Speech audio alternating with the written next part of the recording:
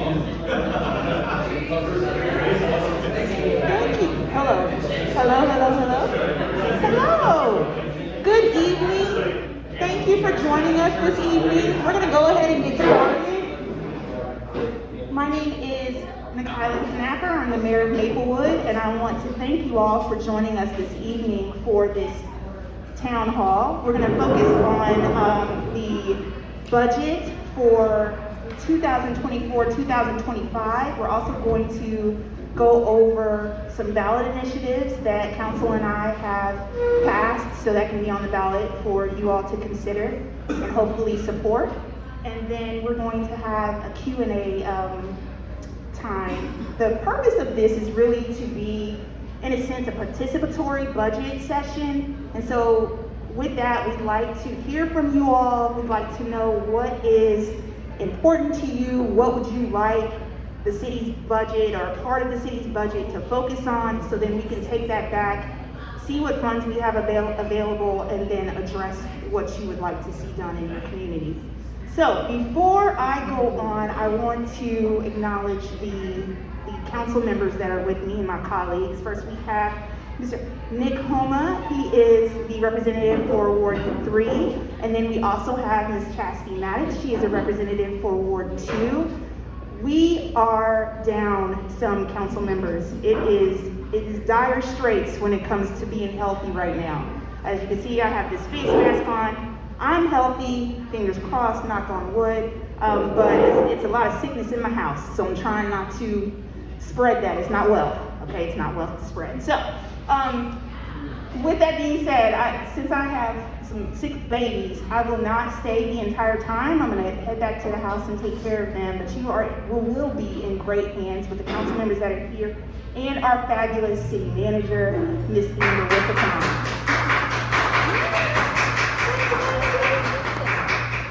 All right, so at this time, I'm going to pass the microphone to City Manager Withacom, but I just want to say this very quickly. There's going to be a brief presentation, so please make sure that you have any questions in your mind, that you get those questions out and answered tonight. And then also, I have spoken with our city manager about continuing this process of this participatory budget in a way that if community members would like to follow up later on, they could email the city and let them know, you know what, I have another idea. I'd like to see this sidewalk done, or I'd like to see this street paved. There's a pothole there. And lastly, let me just kind of go into one of the propositions that we have. Proposition S focuses on streets. And so if you have an issue with a street or a sidewalk or a street light, please make that known, because Prop S, should it pass, is going to provide the city with $6 million that we will put back into our streets. So very excited about that. And then also we have Prop J, and our council member Nick Homa is going to discuss that, because he has been focused on courts really since he's been on council. So I talked so much. Let me give you the mic. Thank you all for being here. This is fantastic. I just want to say, last year we had 2 folks come in person to the town hall budget session that we had, and we had 1 person on Zoom. Look what happens when we come to shout flatly, okay? All right, good night, y'all. Thank you. Thank you so much, Mayor Knapper. I want to take a minute before we get started to introduce all the city staff who are here with us tonight. And also, if this is not loud enough, I welcome you to come forward. Again, this will be fairly conversational. You're okay back there, Mary? Okay. Well, let me introduce most of our department heads are here tonight, as well as some other staff, so I want to introduce them. Laura Miller, our Director of Community Development. Lexi Miller, our Director of Finance. We have Chief Matt Nyberg back there, our Chief of Police. Chief Peter Marsack, Fire Chief. We've got Anthony Traxler over here, our Director of Public Works and Assistant City Manager. We've got Charlie Moody, also with Public Works. Audrey Culberson is our Social Services Coordinator. And I think I got everybody, didn't I? All right. And we also have Dr. Benita Jamieson, Superintendent of the MRH School District. So thanks so much for joining us. As Mayor noted, we just have a brief presentation and overview to run through, and then I really want us to get into Q&A, answering whatever questions you have about the ballot propositions, as well as about the budget process itself. I think most of you know that I started on January 4th, so this is new for me. The city's not new for me. I've been here for a decade. I've been part of this budget planning process as a planning and zoning commissioner. I was one of the 2 people at the budget town hall last year. But just give me a little patience as I'm getting up to speed. I may not be able to answer all of your questions, and that's why staff are here, and also our council members are present for anything that they can lend. So, to give you a sense of the framework that we're applying to our budget planning process, of course, we're referring to our strategic plan, which was adopted in 2022. I've got a QR code there so you can read the whole thing from front to back.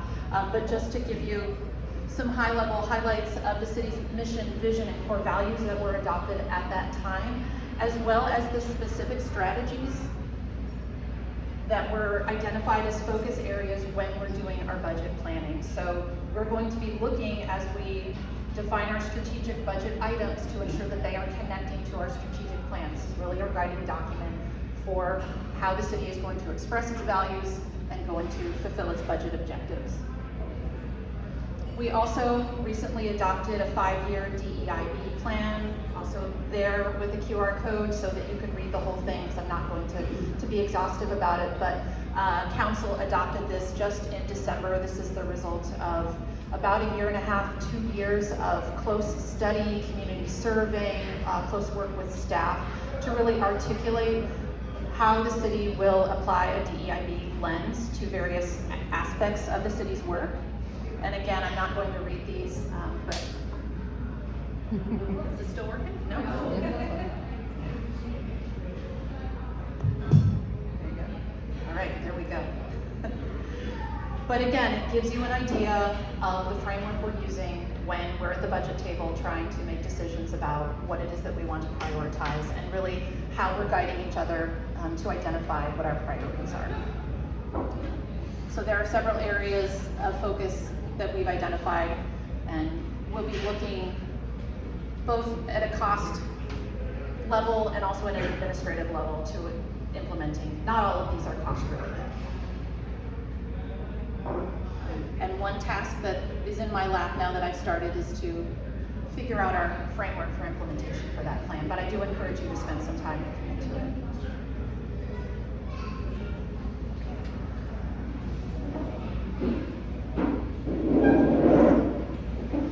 So I think you all know that we have 2 propositions that are going on the ballot in Maplewood, and we wanted to spend a little time just giving you an overview of what those will entail. I think if you have questions about these 2 specific items, let's bring them forward during this part of the conversation and not save it till the end, if you're all comfortable with that.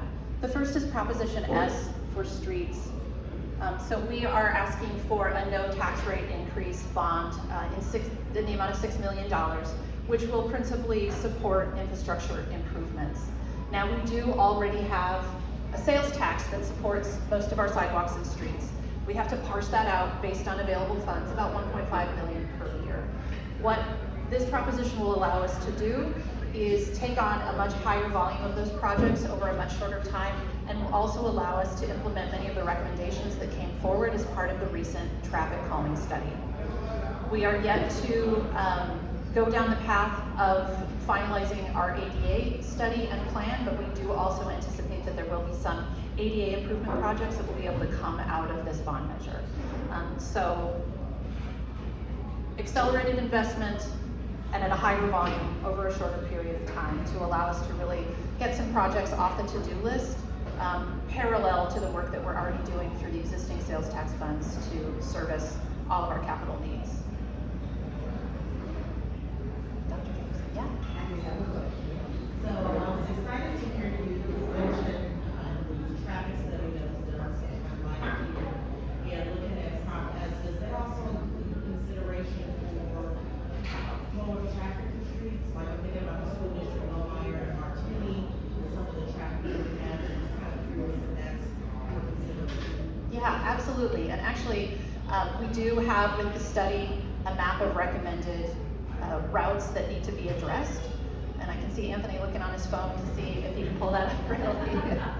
Sorry, Anthony, I didn't need to, that was what I'm for. Ready, David? You guys are traffic calming?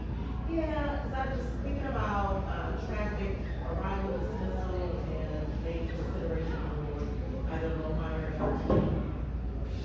So, I've talked with, Mike and, Bob, and we're working on talking about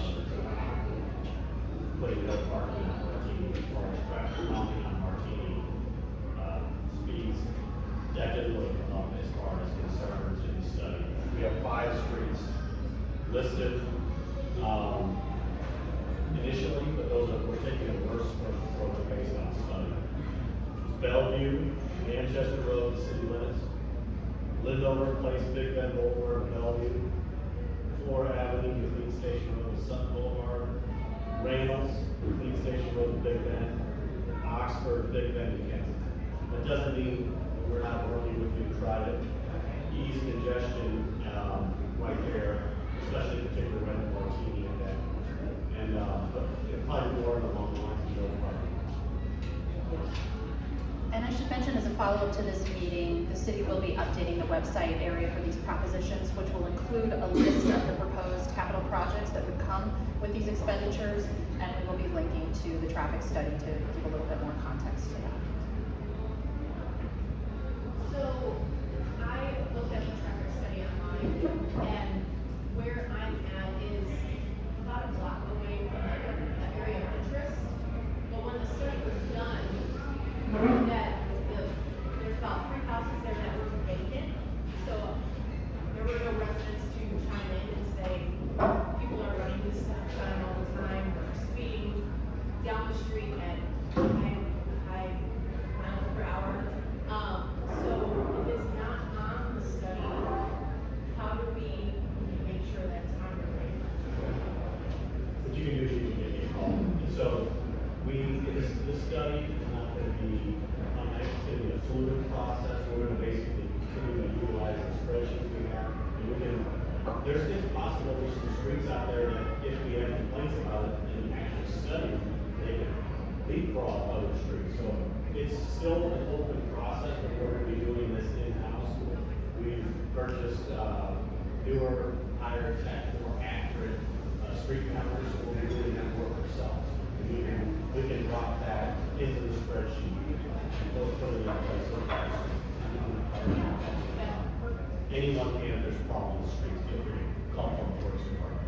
Yeah, absolutely, and we will be having a feedback mechanism as a follow-up to this, just a little simple survey instrument so that we can document that from you, so that we're aware of the things that need to be addressed that are outside of the plan. I have a quick question. So it seems like we're in a cycle, there's a lot of repair going on with the roads, but then the utilities are coming in and tearing anything up. Is there any way that there can be better coordination with utilities? Do you guys have any control over that? You know, how it can happen? It's like that, it seems like as soon as something's fixed, there's half of it is torn up again and leaking up. Yeah, and we acknowledge that has been a significant challenge, especially on streets like Marshall, where we had just repaired the street, it was dug out. Yeah, I'm gonna ask Anthony to address that. We're talking about coordination with our utilities around some of the construction projects on our streets. What street specifically? Well, I mean, I just feel like it's kind of everywhere right now. Marshall's a big one, Greenwood has been a big issue. Cambridge and Commonwealth, we had construction going on where everything was torn out for sidewalks. And then as soon as it was done, then utilities were coming in, cutting out sections of the road. And I'm just wondering if there's any way that it can be coordinated better, where like this work can be done before a major section of the road, or things can be timed together, so it happens. There's no question that has been a persistent problem. It's not just making Missouri American Water, we had a couple of retirements, and it's been much better. And in fact, Greenwood and Zephyr Place are 2 major reconstruction projects. Zephyr Place was just done. Greenwood is going to be done in 2025. The work you see on Greenwood is an example of the coordination you're asking for, which we would like to see if anyone lives on Clean Station Road or Marshall. When those roads were done 3 and 7 years ago, they were being torn up within a matter of a month. They didn't even crack seal yet on So we send out notices well in advance. What's happened with Missouri American Water is, they can use the fluid process again, especially with water. But depending on their breaks, they may have something that's slated to be, a main that's slated to be repaired, but then additional breaks knock that main off. We actually, the Public Works Department withheld all permits except for emergency repairs for about a 9-month period of time, about 2 years ago, that got Missouri American Water's attention. They have been much better about it. But I wish I could tell you it's gonna get better. It's not, because most of the construction you see, 200 open excavations on roads and sidewalks, those are lead service line replacements, part of a federal project. We're getting federal funding. Yeah, that's going on our street right now, yeah. And Maplewood has some of the highest concentrations of lead service lines just due to the age and when these service lines were installed. They wanted to do 500 at a time. We limited it to 200 because we weren't confident they could be managed properly, not just by us, but by the county. That's proven to be a good idea because we have had some problems, particularly with this cold weather. They had to go in and fill some of these back, toughen up, so they didn't have a bunch of broken water lines. But they're scheduled to be in Maplewood throughout the town for at least 2.5 more years. So it's gonna unfortunately continue to be a persistent problem. But we have gotten better luck at main replacements before we go and tear a road. But it is very frustrating. Yeah. It seems like it's a constant state disrepair. Yeah, and a lot of that has to do with the age of some of the infrastructure. But this, most of what you see now is lead service line replacement. Thanks for that. Should involve And you can call anytime if you ever have questions, feel free to call me. You mentioned that something like 2025, aren't they also putting rivers Greenway in? That's correct. So, the question of anyone in here was, is Greenwood also, Great Rivers Greenway could have a pedestrian trail as well? And the answer is yes. The city and GRG, Great Rivers Greenway, have collaborated on this project. The trail's gonna be coming up Oxford from Big Bend, and the old McDonald's site, up Sussex, and that's gonna be all coordinated by GRG solely, that portion. Once it hits Greenwood, Maplewood, and, GRG have consolidated those two projects to save money through economies of scale, but mostly because of the fact that it's gonna become very disruptive, in that area. So you will be able to come and complain, you'll know who to complain to, we may, I live across, so it's in the Glenwood traffic on the area, I believe temporarily, yes. now when they stop the trains, they stop them across Sutton. And everybody comes down Sutton and they make that turn on Cherry on Pacific and head out Cherry. They're right at that turn, and I live right there. And I've learned to move my car further up because I've had a clip as people with that corner. We will have neighborhood meetings, it's gonna be a big project, we'll make sure it's very well advertised, sending out letters, notices, but basically the Greenwood portion is gonna be under the sole control of Maplewood, and we'll just have a funding agreement with GRG that we're working on. In fact, the program agreement for MoDOT is, because it's a federally funded project, they have a CMAQ, congestion mitigation air quality, we have a surface transportation, and we're gonna meld those two together. We're hoping Union Pacific will allow us to reconstruct the quad gates and Sutton at the same time. They haven't committed to that. We have our plans that are 70% complete for that. That's another project that's gonna cause a little bit of disruption. But once it's complete, we believe it will eventually be worth it. But that Greenwood handles a lot of traffic. So, yeah. I can do it. But that's one of the reasons that it's nice that GRG decided to collaborate with the city and make sure we're doing it. 2025.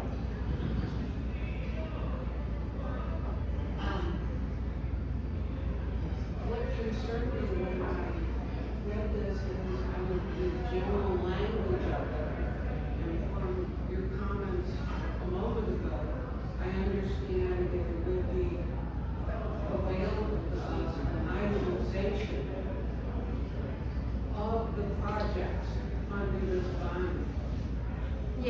right here it says the full 2-year capital improvement plan for the proposed use will be available on the city's website after this. We're updating the website after this. They were presented to council, was it in October, November? So they're in the council packet, but we'll make that a little bit more accessible so you don't have to go back and dig through our meeting minutes. So there are some, specific projects. Absolutely, yeah, there's about 19 street projects, 4 or 5 traffic calming projects, an EPA project. Yeah, we'll have that fully listed for you. But we will have them on our website as well. But I can go through the projections. Under music, how can we access the website? What department is it? We would probably put out. Oh, it'll be under Prop S, it'll be on the website. Well, it'll say Prop S, like on it. We'll have a follow-up email after this and a social media post. It'll prompt people to find the materials. What about those people who are not on social media or web, no access? Yeah, so we will be preparing a Maple Leaf edition that has this information as well as an informational postcard that will go out. And can I, is it possible to mention one thing? You want to come up here, so? One thing we're doing too is a lot of the local road contractors in this region, there are many that can handle a $6 million project, but there are a lot more that typically work in cities such as Maplewood where it's much tighter, much more congested. And a lot of those, they couldn't handle a $6 million load. And not only that, from a staff perspective, to oversee $6 million worth of projects, we typically oversee 700,000 to maybe $1 million a year. City is much bigger, much more robust. So we're breaking this down over a 2-year period, and we're gonna bid it out in multiple bid packets too. Assuming we may at some point have 2 different contractors working in town at the same time.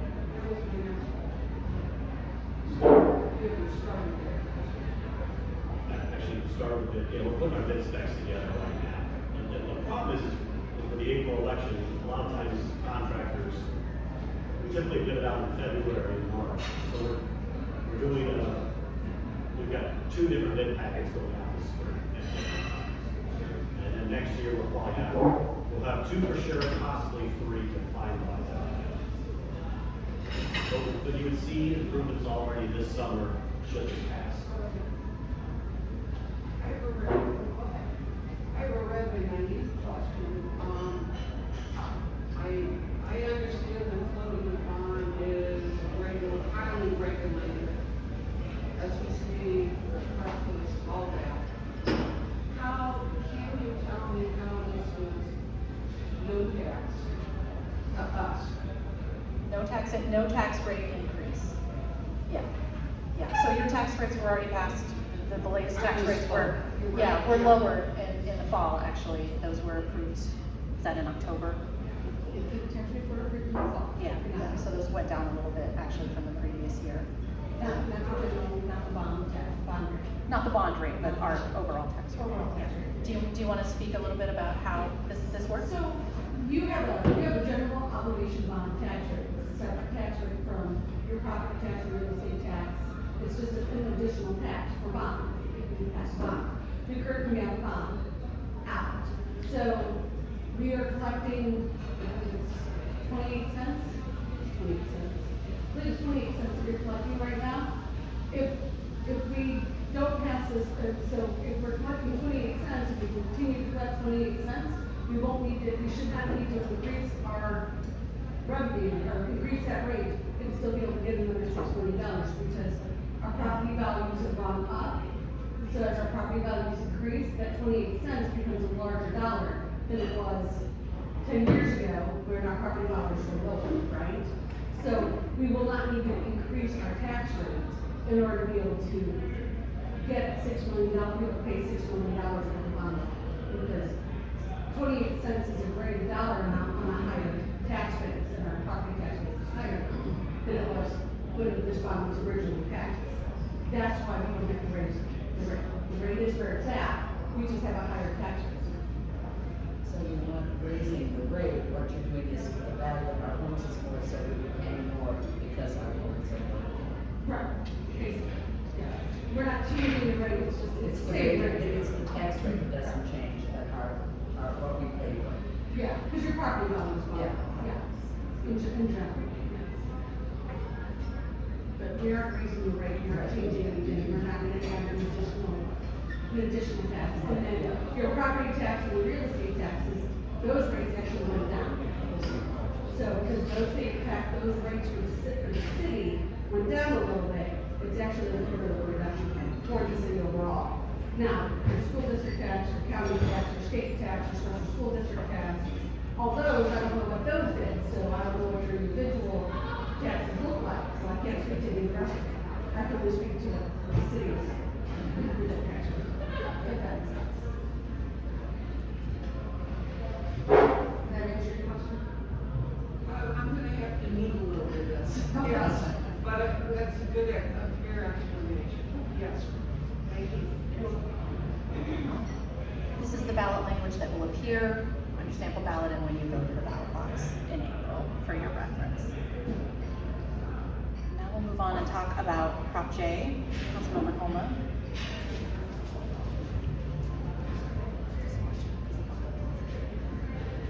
Thank you, Amber.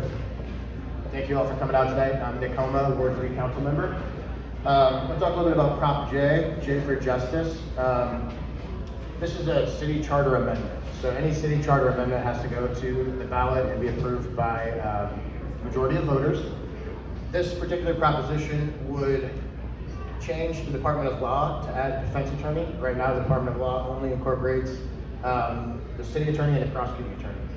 So the defense attorney, I may say public defender, defense attorney interchangeably here, would basically serve people who are in Maplewood Municipal Court for the 4 things that you see up there. Driving while your license is canceled, suspended, or revoked, driving without a valid license, failure to have proper insurance, or operating a motor vehicle that's not validly registered. Would only provide representation in Maplewood Municipal Court, would not move along to other courts, or if someone has a charge somewhere else, they would not follow along with that person to represent them on that charge. What I think this does, and why I'm excited about this, a lot of these traffic violations, they often disproportionately affect people who don't have the means to hire a private attorney. And so I think it gives those people the representation that they need to be treated fairly and equitably in court. And it can also make our legal system more efficient. So we do have people that come through Maplewood Municipal Court that don't have representation, that do pro se representation, so they represent themselves. And sometimes they end up in court more than once because they make a decision about taking something that they shouldn't. And if they had legal counsel and advice, they could potentially get through the system more quickly. And so it really could make our system more efficient, use our legal resources in a more optimal way. And I think it ties back to the strategic plan for community well-being and fosters trust between the citizens and the legal system, because you know if you're going to court in Maplewood, you have someone there who's going to advocate for you and look out for your best interest. That's why I'm excited about it. That's what it will do here. I think the question most people will have is, what will be the cost of taxpayers? And the short answer to that is, I don't know yet. There's not a lot of data on this, and we like to make data-driven decisions for how this will impact our taxpayers. Right now, we have Lewis and Rice, who provide our prosecuting attorney, and we pay them a retainer fee, and we also pay a fee to them for litigation services. And litigation services essentially includes the work you do for your case. So any billable hours you spend working on that case, that gets charged to us. That's a variable rate that comes to us each month. I think after talking to former Judge Miller and the current Judge Moore, that we can get an attorney, get attorneys for both these positions that is comparable to where we are now with what we spend monthly, but we don't have any formal documentation to back that up. So there's still some work that needs to be done to do the legwork there and find out what the actual cost will be. But we want to do this in a way that's the best use of taxpayer dollars. So we don't want it to be, and if it's an increase, we want it to be a slight increase, and we prefer that it not be an increase to taxpayers. But that's how the Prop J will work. I'm excited about it. I hope people will be supportive, and happy to take any questions that y'all have. Go ahead. I'm gonna be very naive about this, but so getting a public defender or defense attorney, would that be for anyone that makes these violations within the city limits, regardless of if they are a citizen of the city? Or is it only available to people that live in Maplewood? Yeah, that would be, so no matter where you're from, if you are cited in Maplewood and you come into Maplewood Municipal Court, the services of the defense attorney would be open to you. So anyone who's in our court system would have access to the defense attorney and their counsel. Sorry, go ahead, Sheila. Nick, I just really want some clarification reading this language on Proposition J. So in no way, shape, or form would a defense attorney for the city of Maplewood defend a DWI. That is correct. It would be limited to these charges only. Yeah, go ahead. Yeah, I'm just curious, why these four violations that have only to do with vehicular violations? I think the reason that we came up with these is based on some data pulled from our court system. These were seen most frequently in the court system, and basically these are kind of the starter offenses that people get that then build and can kind of put people in a cycle of not being able to get out of the court system. So then this leads to something else. So by having a defense attorney present that can provide counsel on these and help people get through those first offenses and on and out of there, it can keep people from coming back in and getting in a cycle of poverty where they can't pay their fines, they have to come back to court again. So it is in some ways to make the court system more efficient, but also to provide that counsel for people on that front end, because there's a lot of these that come into the court system in Maplewood. Doug, go ahead. On the overview, the first sentence is in bold, and then the third sentence, which says that the mayor will appoint the three people. Is that different from some of them? Yes, that is different. So the current language, thank you for addressing that, because I completely missed that. The current charter language says that the city manager appoints and the council approves. This would change to the mayor appoints and the council approves to make it consistent with many of the other positions in the city. And so this proposition would also change that language so that the mayor appoints, council approves. Yeah, go ahead. What about review? Maybe they're cut off, somebody's having to break the law over and over. Yeah, if they came in multiple times, and they were in Maplewood Municipal Court, if it is any of these four offenses, they would have access to the defense attorney and representation from them. Not that I'm aware of. I don't think that's anything that. I'm not sure administratively that we've explored that. Yeah, go ahead.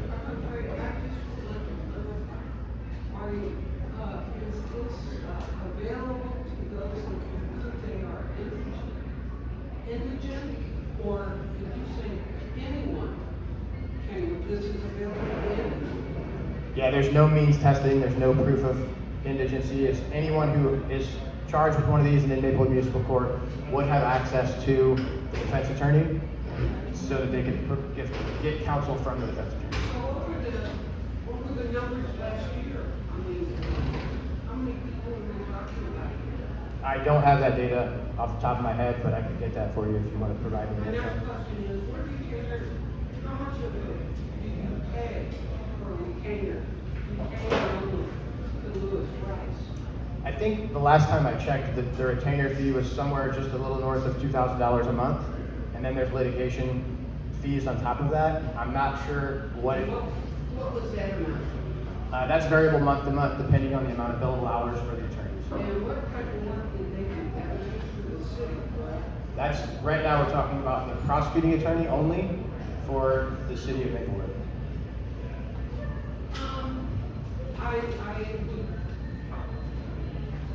I'm curious. These are summary offenses. Why would someone need a defense attorney? These are some basic, either did it or you not, and we already have Maplewood is top rated police force. In his discrimination, he's issued tickets and they're out. And we have a judge. What is the defense's position? I agree with you about the Maplewood Police Department being top notch. I think This kind of undermines their authority. no, I don't think it undermines their authority. I think the citations are valid, but I think in Missouri, I'm not from Missouri originally, and so the point system that y'all have here is something different for me. And so, there's different avenues that people can take when they've been charged with some of these things that may lead to loss of a license or certain things you have to do to stay in good standing. And so I think sometimes people don't know how to navigate that, and the defense attorney would be there to help provide that counsel free of charge. If you get a ticket for speeding, you may hire an attorney to do the same thing, but not everyone has the means to do that. So this would provide that outlet for people who don't have the means to hire their own attorney to help them navigate that system. I work for a group that's nonprofit, Education and Voluntary Health Services. We have a source of helping these people, finding someone who will do pro bono work, someone who will find another way for them to resolve the problem and get to work and to feed their families. Wouldn't it be, we're paying for anyone, and I understand that. But to pay this extra money, we have a resource that can point them in the direction for help. Can point them to, say a pro bono attorney or to other resources to handle the cases rather than tax money going to it. I totally appreciate, I understand, because I deal with people, or we deal as a group of people who are caught in these situations, who cannot get to work, who no longer have a license, who can't afford the fees, but we direct them in other areas to help them out. Instead of putting the burden on the people of the city to pay $2,000 additional a month plus, other fees. I think that's a great idea. I still like this because I don't want you to hear that this is $2,000 plus additional fees. That's what we pay now for a prosecuting attorney. Well, what will we be paying for a defense attorney? I assume the same. I don't have data to back that up, so I can't speak to that, but I don't think that's the case. I think that being in a retainer type system where you're paying a monthly retainer for an attorney no matter the billable hours they give you is different than what we might be doing in the future. So we may be looking for attorneys that were only paying for billable hours and not a retainer fee, which would bring our costs down.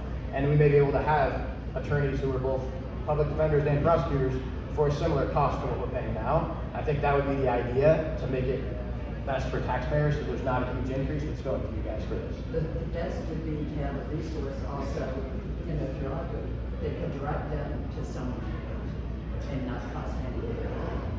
But I'm willing to help, and I try to help where I work, where I volunteer. Because I know it disrupts families, and it can go down the line and be years to recover. But still, there are people here who live in our city who are just eking by, who own their homes, who are paying these taxes, and especially the senior citizens, and to afford keep living by their or going forward. And they have no change in their income. I'm here for the seniors. If we can do anything we can to cut their burden yet still help people, I'd like to search those resources. I'm gonna go left or right here, so another one back here. So, so this has already been passed and, approved by the council, and it's going to go up for vote by the people in April, right? That's correct, yes. Was there any, I think, driving around, I think everyone's tired of seeing like all these expired temporary tags all over the place. They don't seem to be enforced. I don't know if they are. I mean, I'm saying I'm pulled over for them.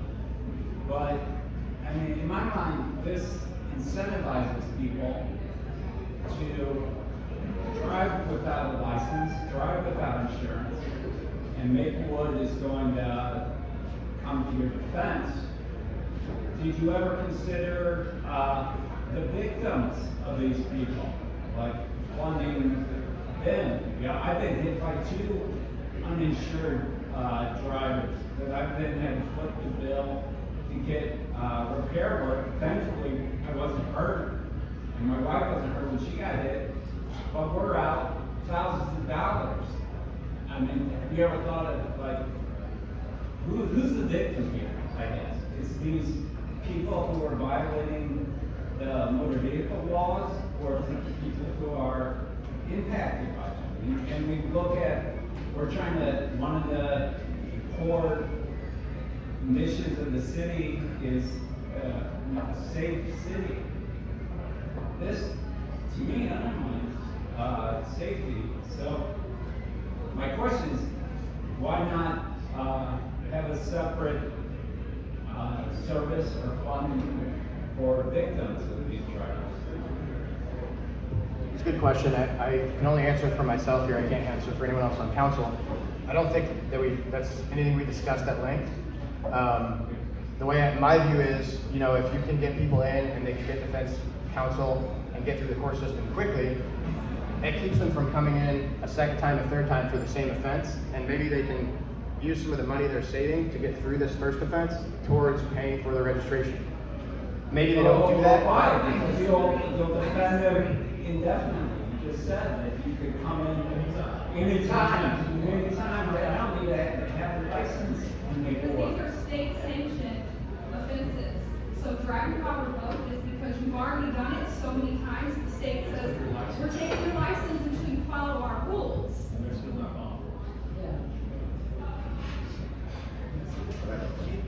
Yeah, go ahead.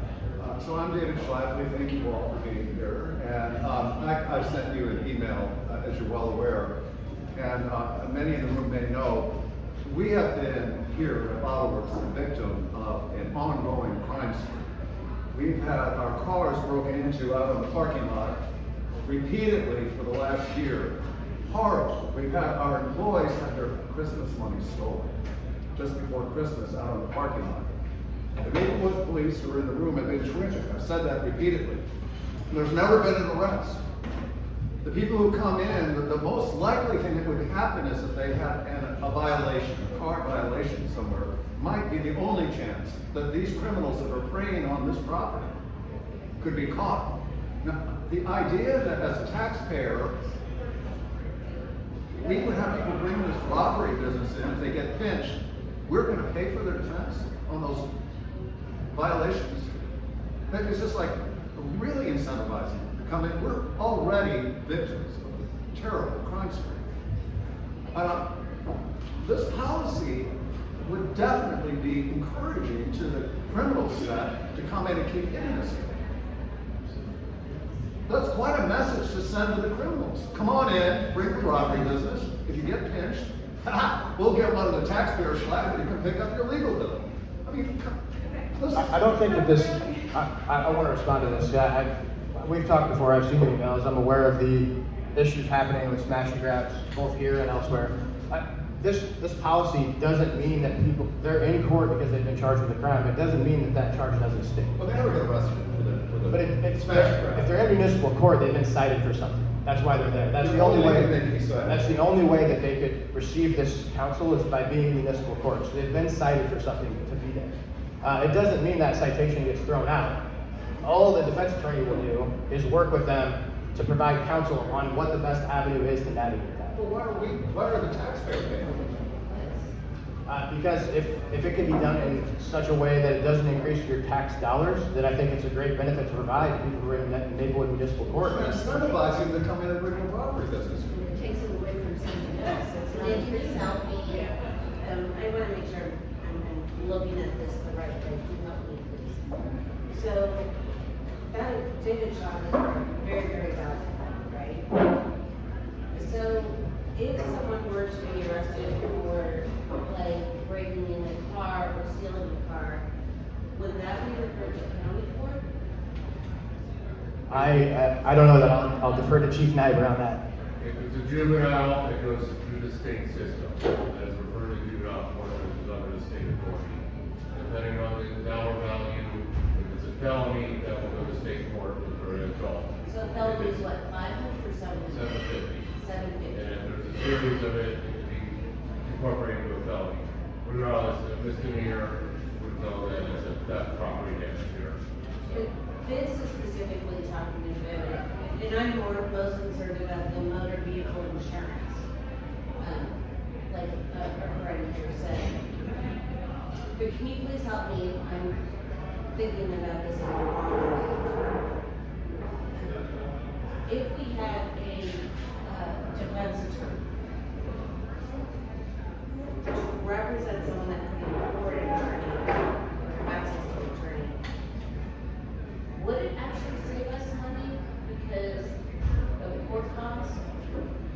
So it would be like one and done, or, because in my thinking, I'm thinking, if they're pro se or whatever, they don't have an attorney, then you postpone it, there's all those court costs, so do you think this is costly? In the Or specific. am I going down the wrong road? Well, the specific example you're mentioning, it's hard to answer that without data, and I don't have that data right now. I think there are cases where we have pro se representation where someone might enter into a trial when they don't need to, which then is a cost for us, for our prosecutor and the judge. And this could have just been through the system already, so there could be a cost savings there, but I can't say how much or how often that occurs without the data, and I don't have that. That's not a great answer, but that's all I have for you. It could be, is what you're saying. Correct. We just don't know yet. I don't have data on how often that happens and where. Because pay for a defense attorney, court costs would include the judge, the clerk, what else? So this would take place on municipal court dates where you already have the judge, the prosecutor, the court clerk, they're all present. Yeah, in the back. I just wanted to say, you know, if we're going to vote on this, and if it passes, it's not like people in the city are gonna know, oh, well, if I commit a crime in Maplewood, I'm gonna get a public defender for these things. So I don't think they can take advantage of the system in that way. I understand the upset of especially, you know, what's happening here.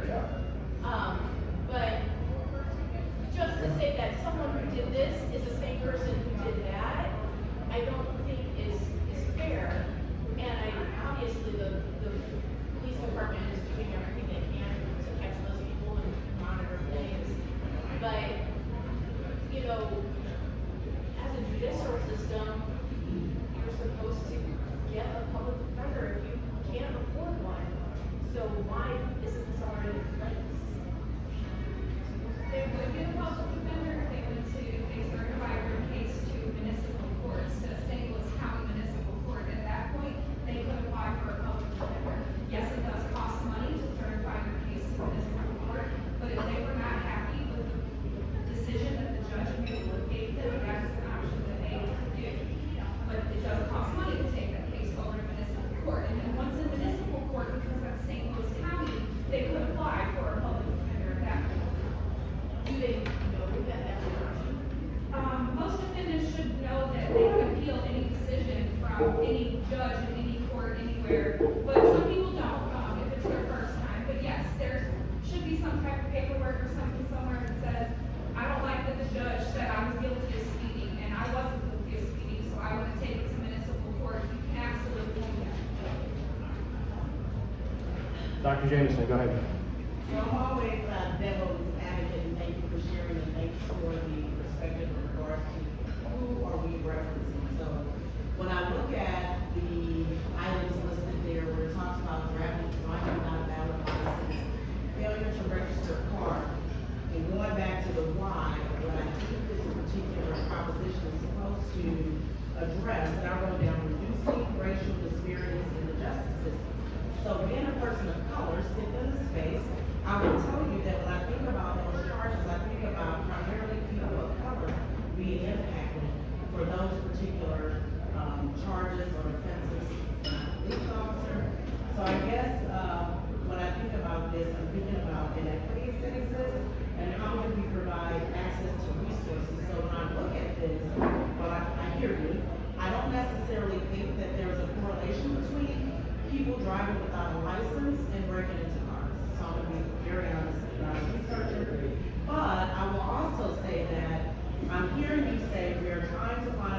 to provide resources to people who are impacted by charges such as these, and they're typically, if they're not people of color, I could probably venture to say that it's people who come from lower socioeconomic status, and we're talking about poverty. So I think that I love the purpose, I understand the questions, serving in the community, both Maplewood and also Richmond Heights, I understand concerns, but I do think it's a great start to begin to think about how do we support those who can't support themselves. I mean, is part of this a reaction to the lawsuit, 2.9 million that there's presented in the lawsuit, and is that where this comes from? I don't think I wouldn't say it's a reaction to that. It carries some weight, to think about it that way, but I wouldn't characterize it as a reaction to the lawsuit. It did enter my mind when thinking about this. You pointed out that there's a flaw in the system, right? Correct. How, is this a common position at municipalities in St. Louis County of our size?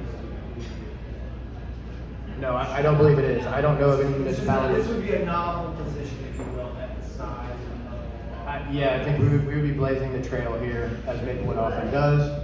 I don't know of really any. happening, like, people can't call up Shrewsbury and say, hey, how much does this cost per year in practice? Yeah, that's correct. That's also why it's difficult to make data-driven decisions, because there isn't data out there for what this costs other municipalities of similar size. So we kind of have to expand our reach and look elsewhere in the nation to places that do this. So with that being said, could this be sunsetted after 3 years if, say, there wasn't really much of a need for it, or the costs got completely out of control, or intended use was just not there? Hey, I think there's always an option for that based on how it goes. Council could make that decision in due time, right? Yes. Would you be able to provide us with figures on how many individuals we're talking about when you're able to break out these offenses? Yes. Amber says yes, within reason. I think so, and Matt can back me up on this. Again, I stepped into this role just about 3 weeks ago, and this was already in process. So my charge is to determine the number of cases. We're looking at the legal fees and retainers and trying to understand how the impact will be.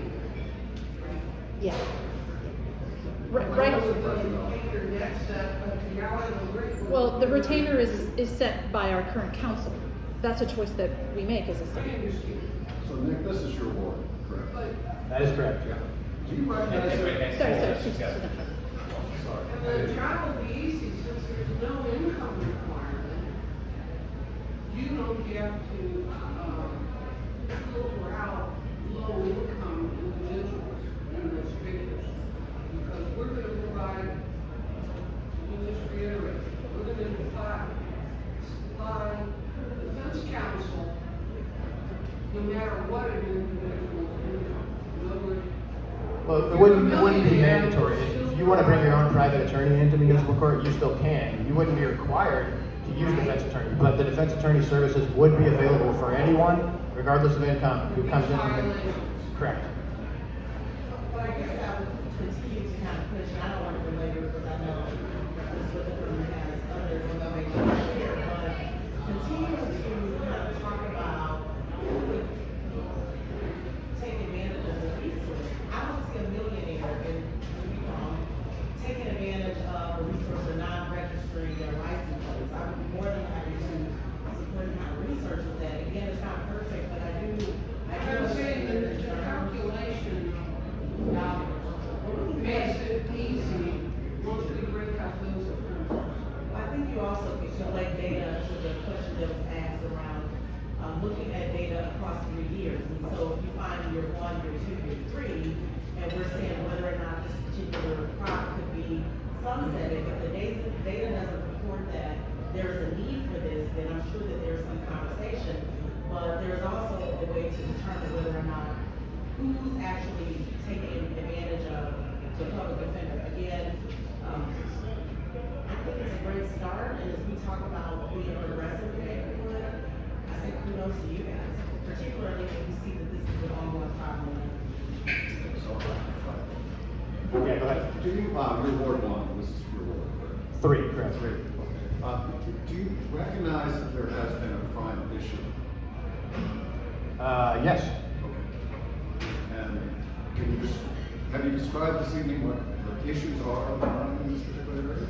No, you have. I have not. You have not. Okay, I didn't know. I was a little late, so I got okay. So the message, there were a couple of things that came out. One is the message to the police for doing this. Is that an implication in this? I mean, the question is, does it send an implication we don't really have your back? That's one question. And the other is victims. Are they also going to be equally identified for victim of crime? Because I often have to deal with it. We meet a family whose car has been smashed in here on the parking lot. They're from out of state. We have to pull them and bring the police in to get a police report. They're demoralized. Our employees feel horrible.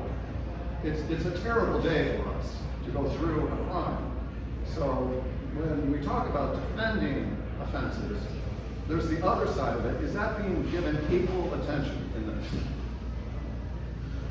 Your first question about Maplewood Police not feeling that we have their back, I don't know the answer to that. I can't speak for them. I don't think the intent of this proposition is to undercut the police in any way. It doesn't undo their ability to police and to issue citations, and it doesn't undo those citations in municipal court. So I don't feel that it undercuts them in any way, but I can't speak for the police department and how they feel about it. Second question, for what does it do for victims? It doesn't do anything for victims unless they're in Maplewood Municipal Court for one of these crimes. That's the only way they would utilize the defense attorney that would be provided by this proposition, and there wouldn't be any fund or anything for them based on Proposition J that victims could utilize. So you're not addressing victims at this point, just defending violations. I think victims of these crimes that you're talking about, or other crimes like car theft, that lead to the crimes. You know, the people that blow through stop signs, that have those kind of offenses are generally the only purposes the way that they get pulled over. So blowing through a stop sign wouldn't qualify. If I may interject, the Maplewood Police Department will continue to enforce violations. This has happened for like 25 years, and that goes to the court system for a legal process. So that doesn't affect the police department in enforcing violations and offenses.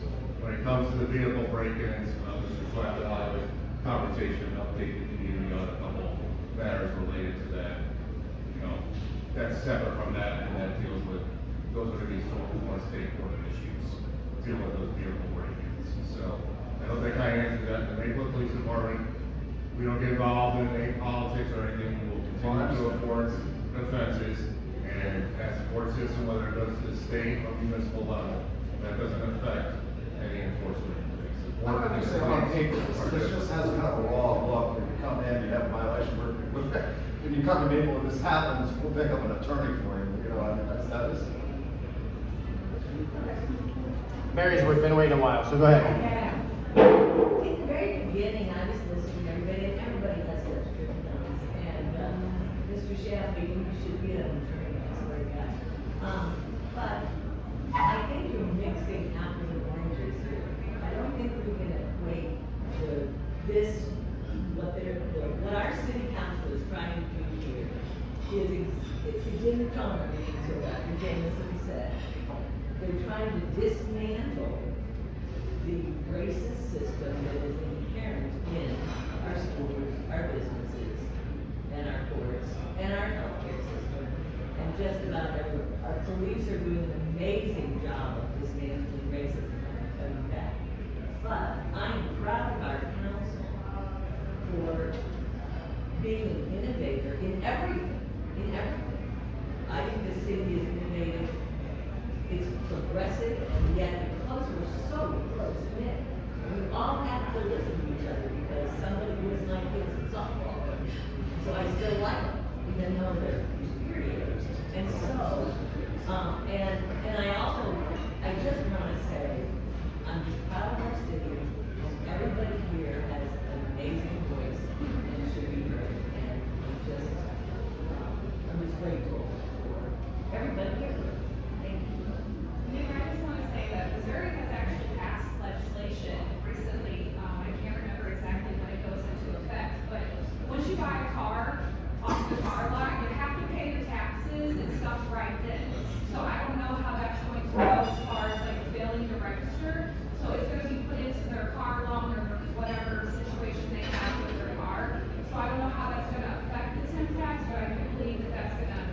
drop some of that temp tag, expired temp tag, because they're already gonna have the paperwork they need to go get their license plate at the DMV. If it's done on Washington State, they get the license plate when they, At the dealership, and I thought that maybe Missouri was talking something like that. So that charge on, is something that I kind of don't support on Proposition J, because Missouri has already passed legislation to address that. And on top of that, failure to register a motor vehicle is not a point crime, so it's not a point offense. You're not going to get any points on your license for failing to register your motor vehicle. You can get like, I think, 5 tickets before they start really putting other charges against you to make it a point violation on your license. Yeah, Sheila? Just want to share very quickly in response to some of the comments, and thank you, Dr. Davidson, for always keeping us up to date. I see 2 things here, and I'll give personal experience. I'll give you Pine Lawn in Clayton. Pine Lawn was notorious for pulling over everyone that drove through town, and what happened? They got sued, their police department got dismantled, it cost the taxpayers money. So I want to be very cautious of that. On the other hand, I'll give you my experience in Clayton. How many times I have been pulled over in Clayton, literally being asked, what's a girl like you driving a car like this? What were you doing in the grocery store? I have multiple experiences, and I worked in Clayton. I worked for the county. So every time I chose to retain an attorney, because it would be like, oh, one of the charges was, my radio is too loud, so it was noise disturbance. I chose to get an attorney time after time, and that's expensive. I think being pulled over, with the comment of what's a girl like you driving a car like this, it must be stolen. That's in every situation you have your bad apples. But after it happened to me a couple of times, I can totally understand why it's expensive. If you're gonna hire your own attorney to fight frivolous charges. So I see it from both points. I don't want Maplewood to be a Pine Lawn where we get sued for even more money because of unjust practices. With this ordinance, my concern is a lot, and I get the economic, and I get the equity, and I get a lot.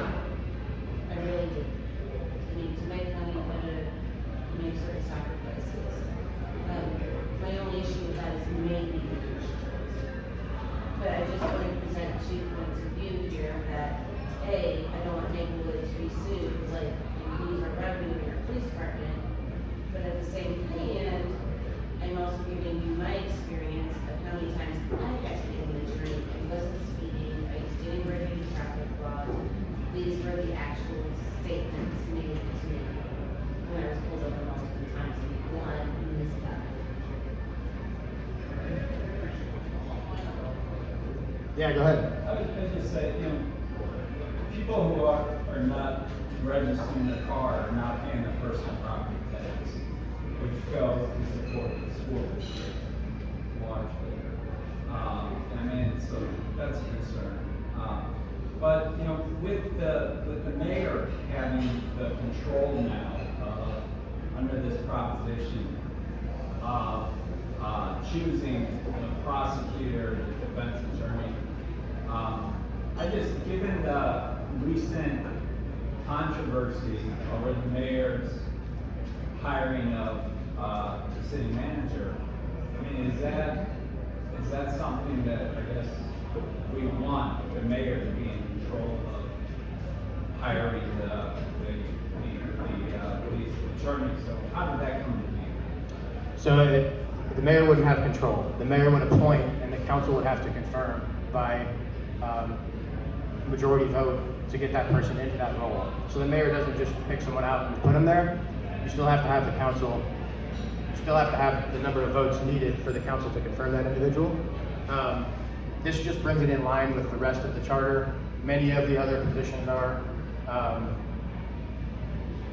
shows appointed by the mayor, confirmed by council. So this just brings that language to be consistent with the other. That's the main reason for the change there. But it doesn't give the mayor any more power than what the council will vote on for the mayor to, does that make sense? Yeah. So, say this passes in April, right, that gives them the power to appoint, like, walk me through the timeline in terms of like, then they can, the mayor can appoint, council approve, but we don't know exactly how much this would potentially cost. Then I would imagine, correct me if I'm wrong, that goes through many of the budgetary processes and analysis. Would this at first hit sort of the budget of 24, 25? And that's where maybe some more work would be done of like, how much could this potentially cost us? We're just approving you to allow you to do it, but you may find that this would be fiscally risky to do so, and that would then to kind of say, all right, we can do this, but we're not going to do it because it doesn't fit the budget. Am I off base kind of on how that would work in practice? No, I think you're right on. I'm going to punt this one to Amber, but I think you're right because I think all this does is allow us to enter into a phase where we need to research and get some data on what's happening before we can actually implement and put this into practice. And I think there's still some research that needs to happen there, but it doesn't make sense to start on that research and spend a lot of time and effort there if this doesn't pass. So I don't know if Amber, if you have additional We're still comments. actively budgeting in April. We don't pass the budget until June, which then implements July 1. So I think we would be headed down a path. This is like the go-ahead for further exploration. For us to- I'd say, yeah, great idea, but right now We would need we're not to there. speak to the attorneys to determine with the judge, with the prosecuting attorney, and with the defense attorney, what does the overall bid package look like for that? Then implementation would be in the new fiscal year, would be our recommendation. Yeah, and for me, this would have to be fiscally responsible and fit within our current budget constraints for me to vote on it and approve it. So that's where I'm at.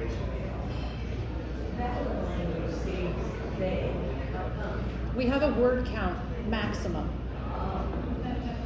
So we have to reference the ordinance that was passed because the ordinance is very detailed. So it's incumbent upon the city, and again, just to clarify, the city takes no position, the city gives information. Our elected officials are free to advocate, but the city itself will present neutral information to you. So the mailers that will come out, the postcard, the maple leaf, the things on the website will be inclusive of all the detail you need to make the decision. But yes, unfortunately, because the ballot word count is so minimal, this is what the attorneys recommend.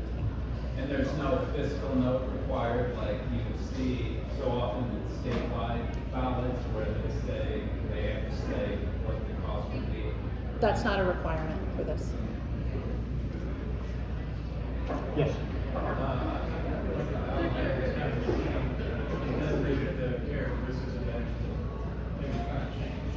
If you refer to ordinance 6035, it has everything in it.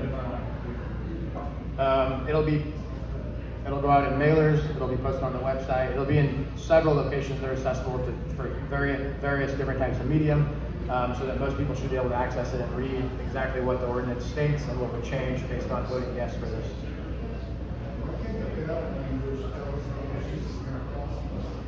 I mean, could it be helpful? It should be transparent about what this is going to cost before we vote on this. The ballot language is not something that we have a lot of control over. This was recommended by our attorney, so it's incumbent upon us to provide that information in as many possible places. I don't think we can find out how much it's going to cost unless this is approved. No, I'm sure you can. If you go and do the research of the fines and figure it out. I'm sure you can. Share some attorney will tell you how much it's going to cost. But this does seem like it doesn't speak to anything that we discussed, where it would say that there'd be a public defender hired, appointed by the mayor, that it would be for motor vehicle. Who can argue this? Because it doesn't seem to be about. So this ballot language was provided to us by our city attorney, and the reason why is because of the character limit if you look at ordinance 6035, it does address all those things you just listed in a lot more detail than what was in the previous slide. It's actually a 2-page document, so it provides the whole clause for the defense attorney qualifications. A lot of the voters to have done research beforehand. I think that's part of the reason why we have materials that will be going out between now and April to provide that education about what exactly it states there, so they're not just voting blind on this one line and have some background on what Proposition J actually entails.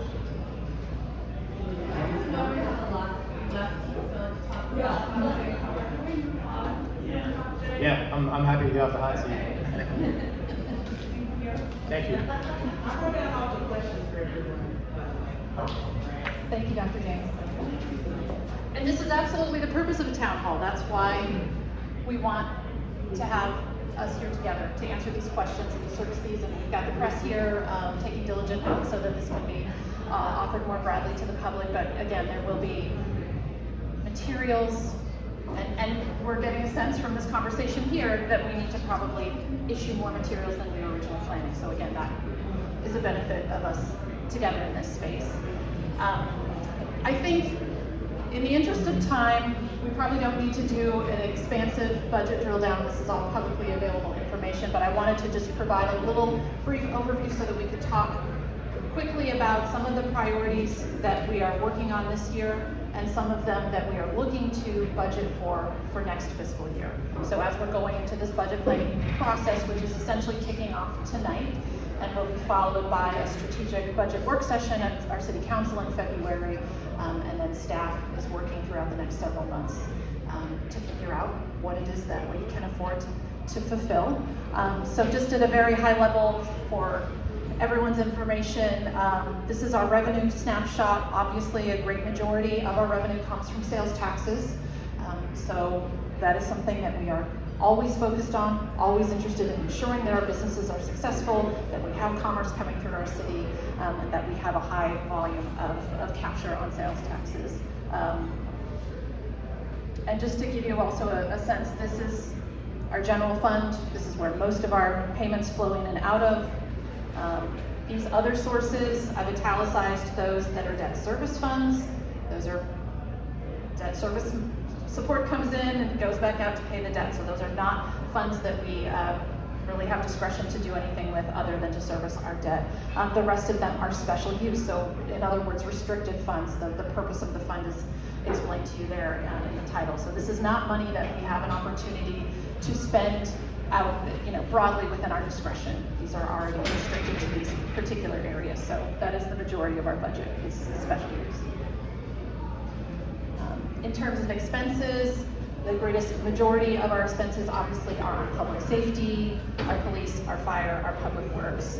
I want to point out for those who've been tracking the budget for a couple of years, you will know that we moved expenses for police and fire out of our general funds 2 years ago and attached those to the special use funds that are intended to support those activities, which include the half-cent fire sales tax and Proposition P. So just to indicate that that's why there's zeros there. We're still investing very heavily in police and fire.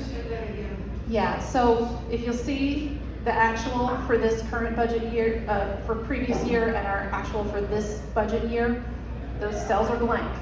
That doesn't mean we aren't spending money on our police and fire. It means that we're no longer spending it out of the general fund, or in fact, using the general fund to support the accounts that are intended, because they take in revenue for these purposes, to support fire and police, which is the half-cent fire sales tax and Proposition P. So those are special use accounts specifically for expenditures related to police and fire. So just high-level summary. So with that, I wanted to go through and encourage some conversation around some of the large initiatives that the city took on this year that we invested budget funds in, and then how we intend to prioritize some of those projects for next year. So I think you're all aware, because we talked about it with Prop S, the city engaged in a traffic calming study. That was a big budget priority for this past year. The Parks Master Plan that was adopted last year came to fruition with the Central Park improvements that are happening this fiscal year. We also spent some time in the summer, and this wasn't a budget investment, but this was a triggering activity that's going to support future activities, to really look at our comprehensive plan, which was created, I think, in the late 80s and most recently revisited in 1996, maybe 99. The comprehensive plan outlines how all land in your city will be used. So the fact that we have not had that updated since the late 90s is really out of step with the needs that we have today, both in our zoning code, but also in our development and redevelopment plans. So this is a priority, we feel, for the city going forward.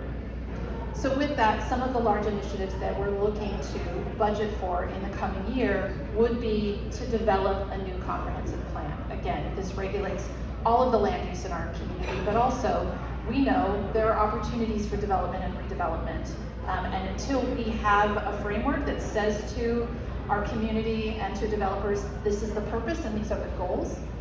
30 years ago, the goal was to be where we are today. If you read the old comprehensive plan, it essentially outlines where we are now. We want more small businesses, we want more foot traffic, we want more events, we want more community development. We've gotten there. So what does the next 20 years look like for us in terms of creating a plan for that? We have phase 1 of our DEIB plan implementation that we hope to budget for this year. We would like to implement some of those traffic calming measures that have been recommended. So again, that would be contingent for this year's budget on passage of Prop S. This is not to say that we won't do any traffic calming projects, but our ability to prioritize that and invest significantly in those requires approval of that proposition. Similarly, the ADA study and implementation of that phase 1 of that plan would be dependent on Prop S passing.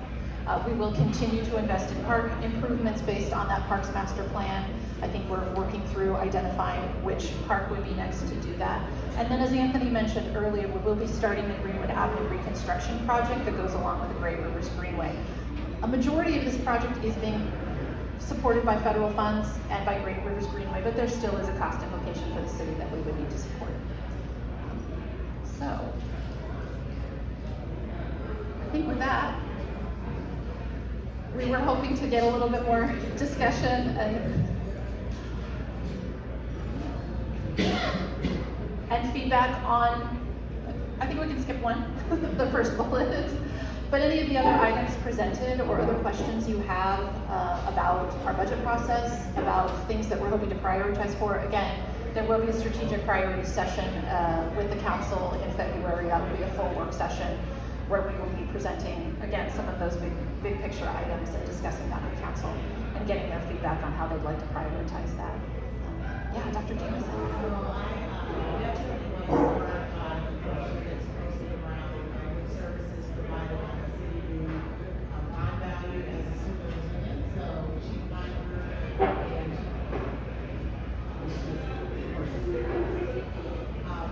partnering with our safety initiatives in the district, but also being good partners around whether it's construction or coming in and doing safety walks and things like that in the school district have been very supportive, but also in collaboration with the Human Services Commission, where I have an opportunity to be a part of it as we talk about addressing some of the priorities that we're seeing service records, supporting those who are aging in place, those who are unhoused in our community, and some of the other initiatives that have been identified within that group.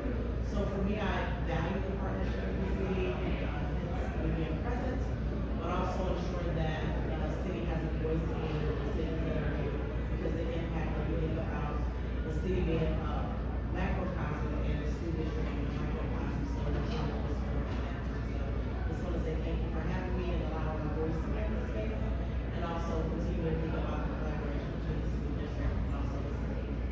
Thank you. I just want to, just since you mentioned the Human Services Commission, remind everyone that the Maplewood Community Growth Fund was established this past fiscal year, which is a foundation for the city to accept donations that can then support the work that our social services coordinator is doing, as well as our police and fire, to provide essential resources to community members in need and create a better social safety net within the community. Thank you.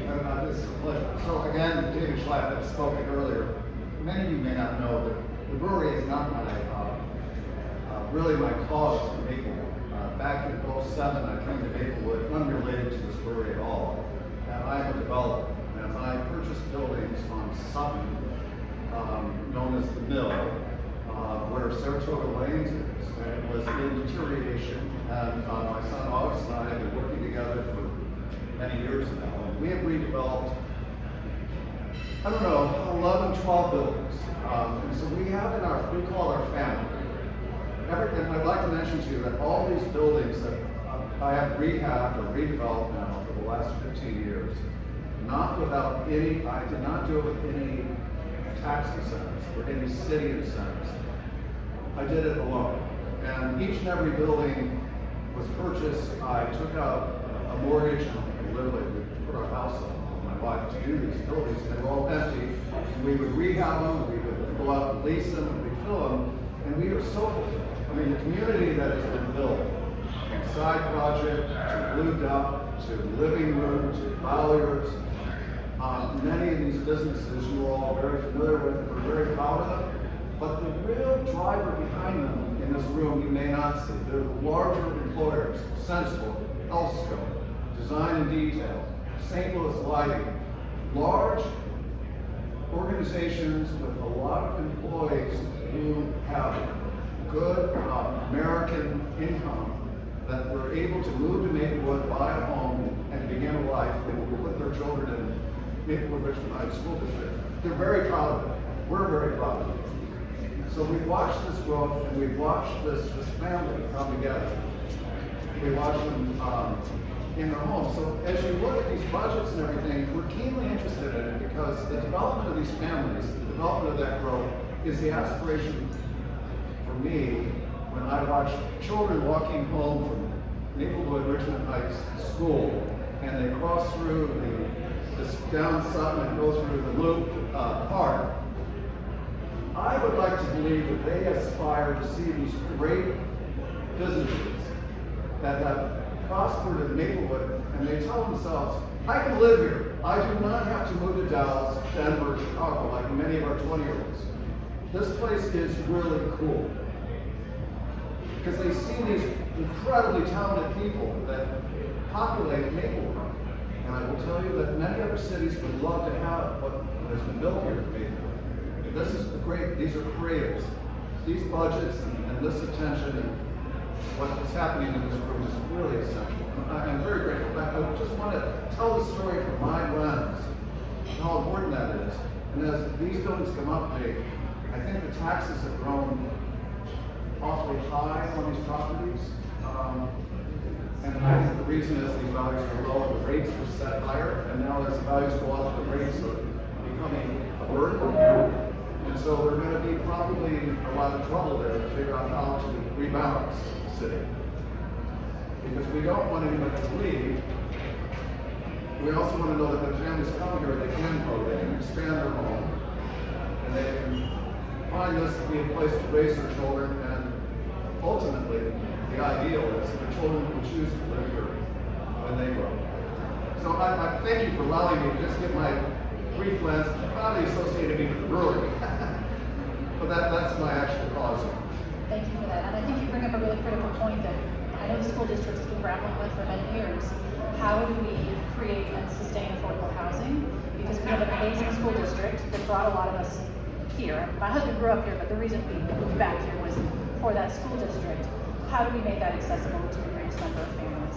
And I think that is a goal of our comprehensive plan analysis, is to determine where there are opportunities for us to control housing costs and also to create more affordable housing. But I might add jobs.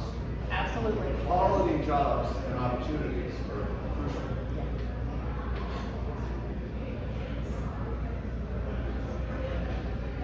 Other questions? Y'all ready for another beer? Is that what's going on? If you're bored and you need something to do, we have students at Maplewood Richmond Heights School District having a fundraiser at the Blue Duck for speech and debate and my crowd. So I'm speaking out to get there. It's over at 9. So for the last snack, 10% of the proceeds go to our students. So shameless plug. Thank you for having me. Should say our state award-winning debate and speech team. Well, as I mentioned prior, we will be updating materials on the city's website, also sending out just a very brief, once Laura and I can figure out how to get that together, feedback mechanism that'll be available broadly to the community through social media and through email, just so we can capture some more of these priorities and get a better understanding of where you feel like we should be investing in the future. So I want to thank everyone for coming tonight. This was very productive, and we also want feedback on how often we should be doing these. I think that's a question we've had too. We've been doing them once a year for budget, but it seems like maybe there's an opportunity for us to expand this to do more regular town hall format. So thank you so much, and enjoy the rest of your night here. Order more beer.